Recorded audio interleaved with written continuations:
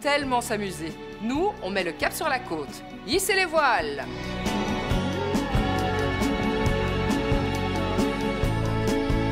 Aujourd'hui, c'est Jimmy, notre ingé son, qui a le droit de choisir notre destination. Donc là, il est sur le site du littoral.be, il est en train de swiper. Jimmy, on va où? Jimmy! On va où? Raverside. Haverside. Je connais pas, on va découvrir ça ensemble.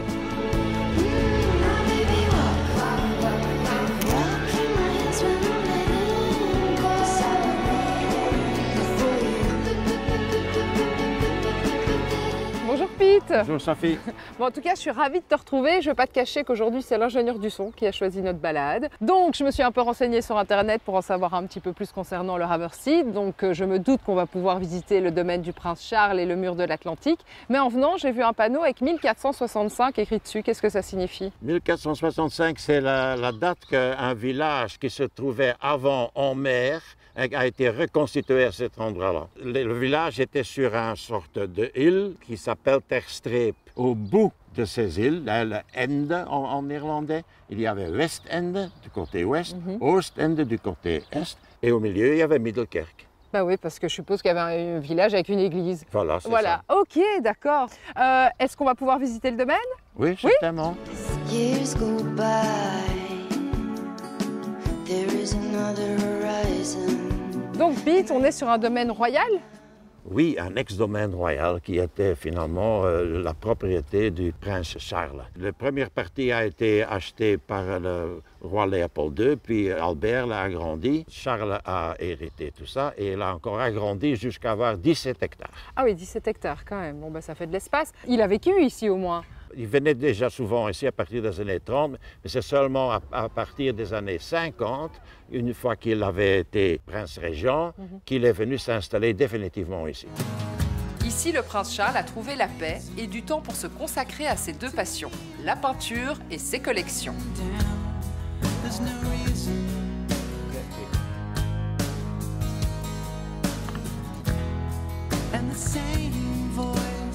Ah oui, je comprends mieux pourquoi ça s'appelle le mur de l'Atlantique. Bon, je suppose que ce sont les Allemands qui ont construit ça. Oui, ils ont construit ce mur qui démarre à la frontière franco-espagnole. Ça va jusqu'en Norvège. C'est assez impressionnant l'état dans lequel il est encore. Eh bien oui, c'est grâce au prince Charles. À la fin de la guerre, il y avait un bunker de munitions qui a explosé et qui avait abîmé avec tous ces morceaux de béton les maisons du prince. Alors il a dit, on ne touche pas. Et il avait tout à dire, il était le régent à ce moment. Bah, c'est un sacré bout d'histoire. Ein rätselhafter Schimmer, ein je ne sais pas quoi, liegt in den Augen immer bei einer schönen... Cool, il me reste un petit peu de temps. Du coup, bah, comme j'ai appris qu'on était juste à côté de West End, il y a un surf club. Hop, bah, une petite réservation chez The Outsider Coast. Et voilà, magnifique.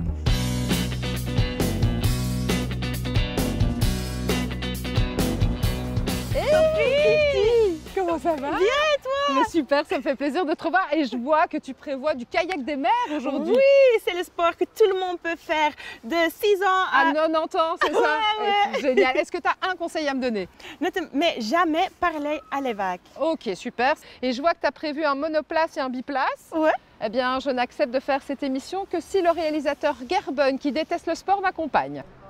Je vais briser ta vie. Ouais, quoi d'autre? Tu vas plus jamais bosser dans cette branche. Ouais, bah, ça fait 10 ans qu'on me le dit. Allez en combi. Allez hop. Allez. Bon, on a dû le forcer un peu, mais je suis sûre que même notre réalisateur va apprécier cette activité.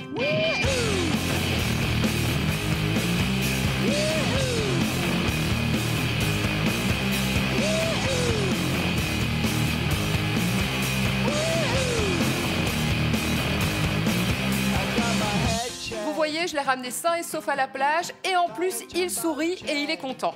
J'avoue qu'après ce sport, moi, j'ai une petite soif. Et le cocktail pour le réalisateur? Ah, tu trouves qu'il était sympa avec moi, toi? Bah non, pas vraiment. Hein. Donc voilà, en plus, la télé, ça coûte cher. Allez, santé. Dites, il n'y a pas quelqu'un qui aurait une gamelle avec de l'eau pour le... Hein? Pour...